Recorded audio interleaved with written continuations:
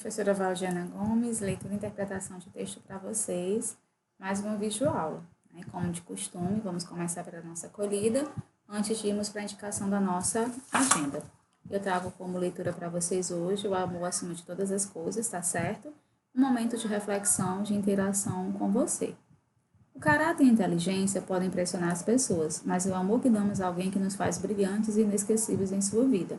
Porque o amor torna as pessoas indispensáveis. Assim, se você quiser acender um sorriso, iluminar um coração ou acordar a esperança em alguém, precisa se lembrar de uma coisa: as pessoas se alegram com sua inteligência, apreciam o seu caráter, mas precisam mesmo do seu amor. E a gente fala de amor, né, pessoal, nesse contexto tão difícil em que a gente é convidado a aprendermos a reinventarmos as nossas vidas. Eu desejo para vocês um ano que vocês nesse período reinventem coisas boas, que vocês possam ser mais humanos, que vocês possam ser mais solidários, que vocês por um momento possam se colocar no lugar do outro e de pensar que tudo aquilo que a gente não quer para a gente não deveria desejar ou fazer com alguém. E esse alguém pode ser o seu professor, esse alguém pode ser seu colega de sala, esse alguém pode ser alguém da sua família, tá certo?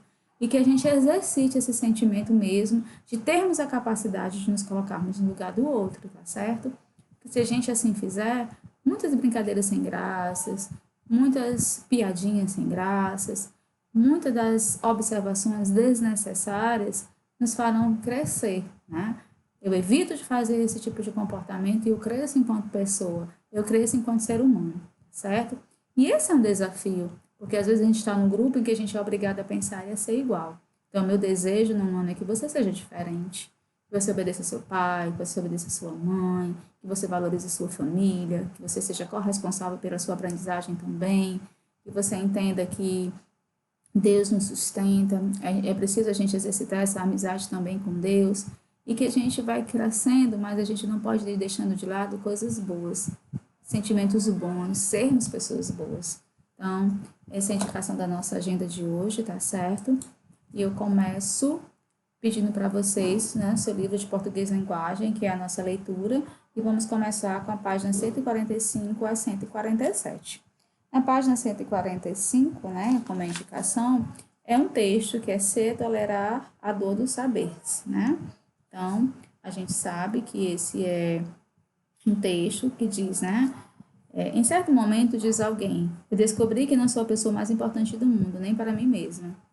Essa frase, constatação que mistura a lucidez da prematuridade com a depressão inevitavelmente infiltrada nas datas especiais, aniversário principalmente, é rica de vivências. Não tivesse saído de um autor do porte de Manuel Carlos, um autor importante, sério e sensível. Por outro lado, a frase é primor de saúde. Não sou a pessoa mais importante do mundo. Amadurecer é aceitar a passagem protagonista coadjuvante da vida. Como disse certa vez em carta um competente cavaleiro dessa tábua. Descobrir-se como parte, como companheiro, como participante da tarefa comum de viver, sabendo que os próprios problemas não são os únicos nem mais importantes que os dos outros. Né? Espero que você tenha feito a leitura. Né? Aí vai de sequência, é um texto muito gostoso de se ler. Né? E no final ele diz assim: ser a pessoa mais importante do mundo é doença, é onipotência, é fantasia infantil perdurante. Não ser importante nem para si mesmo é o extremo oposto. A doença, ao contrário, o dualismo ocidental tão doidão e frequente. Então não há saída, dirá o leitor. É o novo, o criativo, o que rompe a imposição do dualismo, bipolar, aprisionante. O zen, o que é? Não sei, sei que é. E só se acha quando se para de procurar, e só se procura quando se desiste de saber. Tudo à tábua, ser jovem, Rio de Janeiro, Nova Fronteira, página 15 e 17. Aí, para indicação da atividade de leitura, tinha um outro texto, A Violência na Sociedade Hoje e as Causas da Violência. Em seguida, viria para as questões, que é o que nós vamos fazer, começarmos a nossa interpretação, correção de hoje. Primeira, o debate regrado é um gênero argumentativo oral, certo? Que ocorre quando um conjunto de pessoas deseja conhecer diferentes pontos de vista sobre um tema polêmico. Em que situações, em que esferas sociais você acha que o debate regrado é praticado? Você vai dizer, né?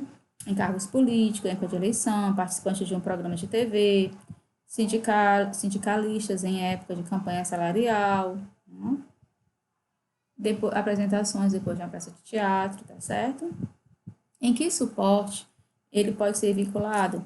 Pode ser vinculado pela fala, ao vivo, quando todos estão reunidos no mesmo espaço, e pode ser veiculado pela TV, pelo rádio ou até mesmo pela internet, né?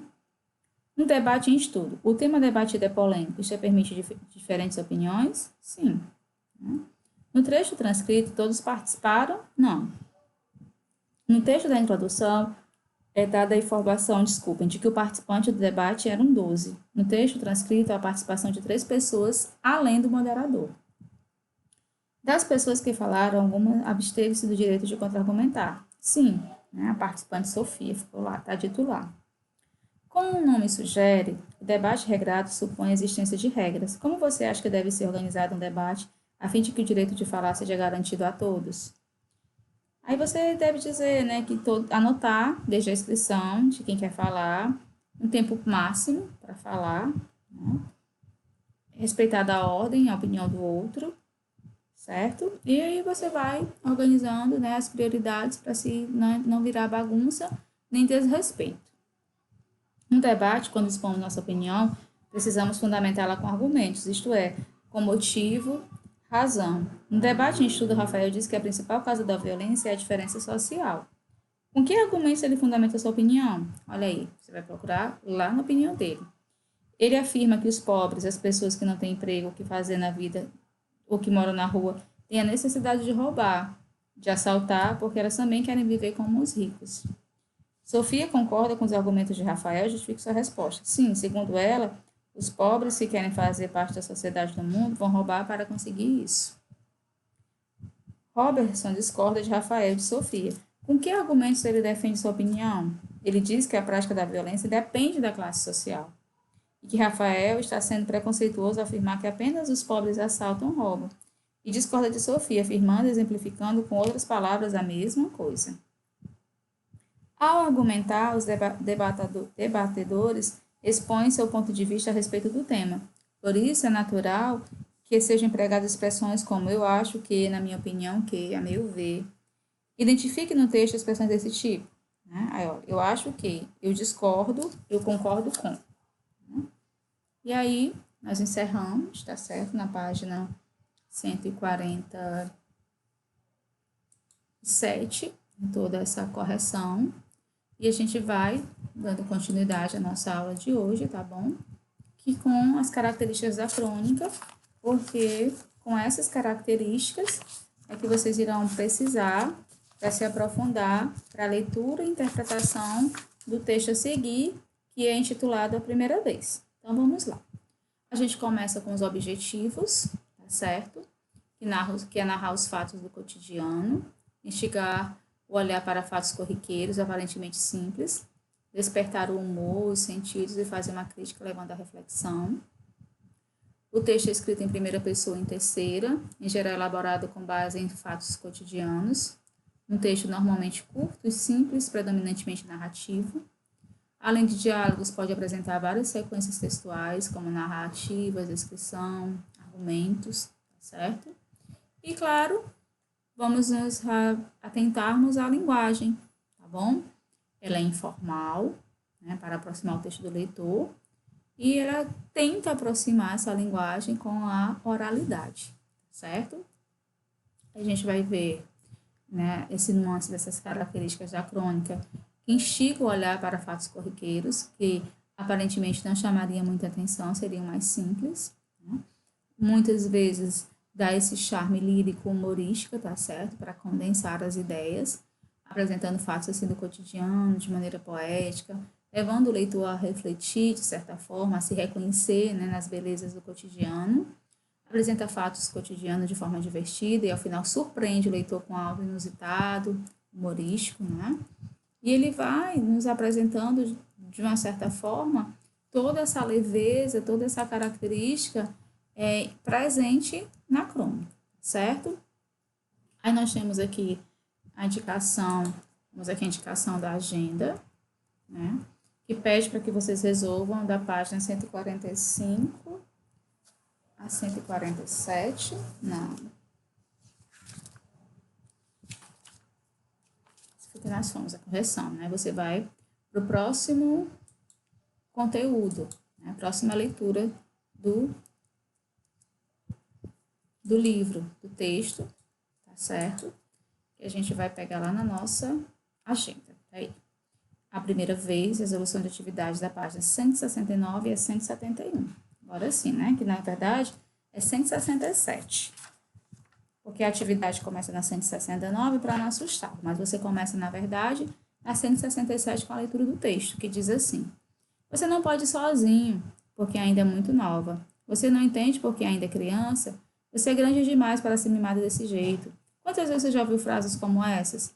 Para algumas situações somos jovens demais, para outras somos velhos. Afinal, o que somos? Então, o texto ele começa fazendo essa pergunta.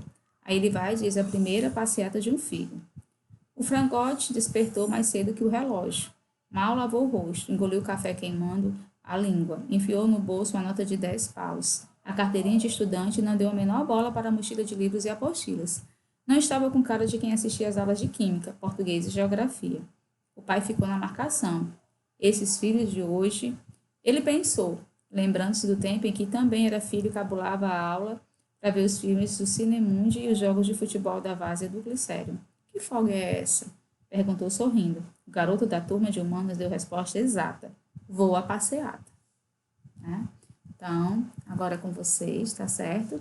Espero que vocês façam uma boa leitura desse gênero crônico, como foi explicado. Resolvam atividades. Na próxima videoaula a gente começa com a correção. Um abraço carinhoso e até a próxima aula, se Deus quiser.